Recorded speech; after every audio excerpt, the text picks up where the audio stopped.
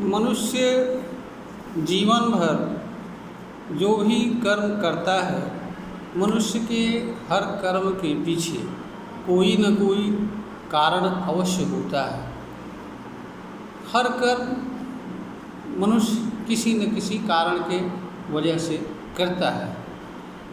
इसलिए मनुष्य को जो कर्म करना हो उस कर्म पर ही नहीं विचार करना चाहिए, अपितु कर्म के कारण पर भी विचार करना चाहिए। इसका कारण यह है कि जो कुछ भी कर्म मनुष्य द्वारा किया जाता है उसका प्रभाव मनुष्य पर पड़ता है, उसका परिणाम मनुष्य को भोगना पड़ता है और कर्म के अनुरूप ही कर्म का फल भी मनुष्य को प्राप्त होता है। और जो भी कर्मफल मनुष्य को किसी कर्म के माध्यम से प्राप्त होता है वह कभी भी निष्फलित नहीं होता है। जबकि मनुष्य के कर्म का कारण पर कोई प्रभाव नहीं पड़ता है, चाहे कारण कोई भी हो, भूख लगना, प्यास लगना, बीमार पड़ना, या आपको कोई कुछ कहता है उसके कारण से कोई कर्म करते हैं, तो कारण पर आपके कर्म का कोई प्रभाव नहीं पड़ता है।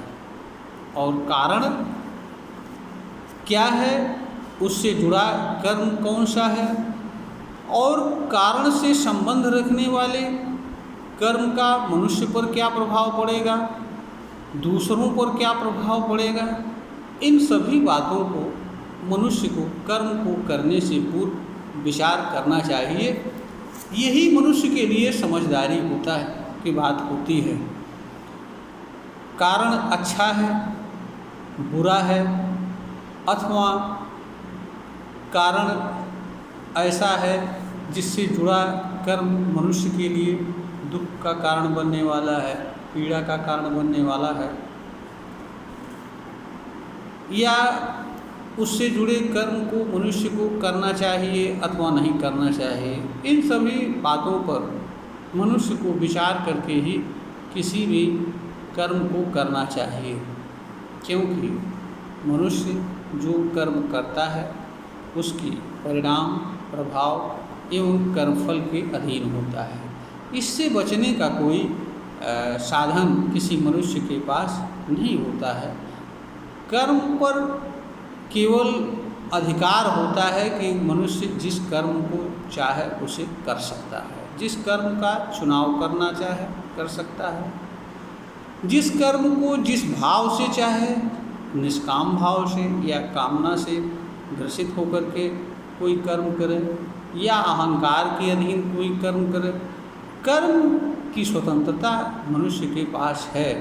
वह जिस कर्म को चाहे उसे कर सकता है। कर्म की स्वतंत्रता यहाँ तक है, मनुष्य अपने ही कर्म के माध्यम से अपनी जीवन लीला को भी समाप्त कर सकता है या जीवन लीला को समाप्त करने के लिए कर्म कर सकता है। यहाँ तक की शक्ति मनुष्य के पास है।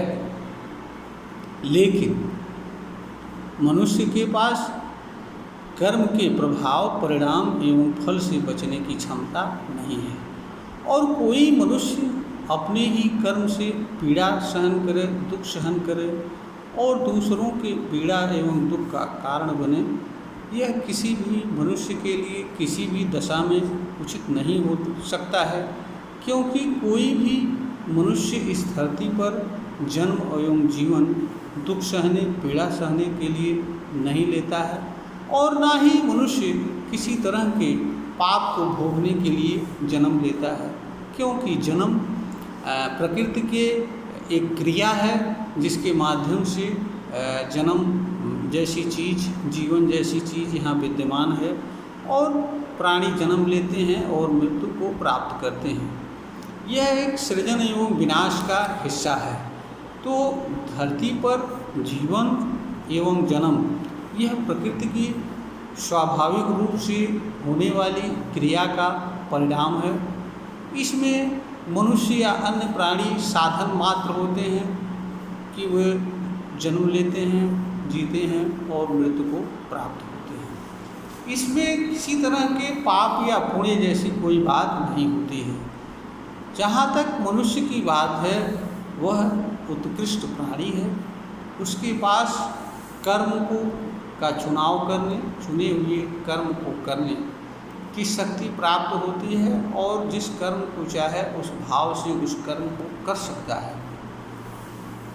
मनुष्य अपनी इस शक्ति का प्रयोग करके ऐसे कर्म का चुनाव कर सकता है जो उसके लिए पीड़ा एवं दुख का कारण न बने तथा ऐसा कर्म मनुष्य एवं दूसरों के लिए कल्याणकारी साबित हो और जिसके माध्यम से मनुष्य सुखद जीवन जी सके। क्योंकि मनुष्य के पास जीवन जीने ही नहीं अपितु सुखद, शांतिमय एवं समृद्धिपूर्ण जीवन जीने का साधन एवं अवसर दोनों उपलब्ध हैं। तो जहाँ पर मनुष्य के पास सुखद एवं शांतिपूर्ण तथा आनंदमय जीवन जीने का अवसर उपलब्ध हो और उस अवसर का मनुष्य अज्ञानवश या किसी अन्य कारण से ना लाभ उठावे तथा पीड़ा एवं दुख सहन करता हुआ जीवन यापन करे, तो यह भी किसी मनुष्य के लिए उचित नहीं होता है।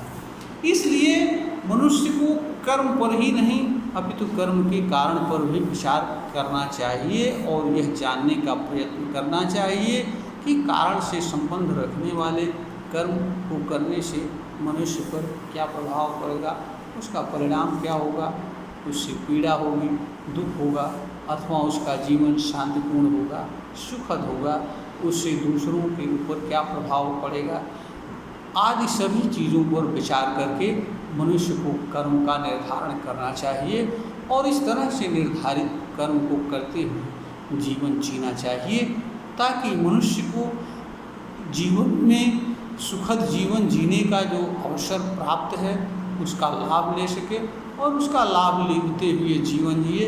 यही मनुष्य के लिए समझदारी है, विद्वता है, ज्ञानपूर्ण कार्य है।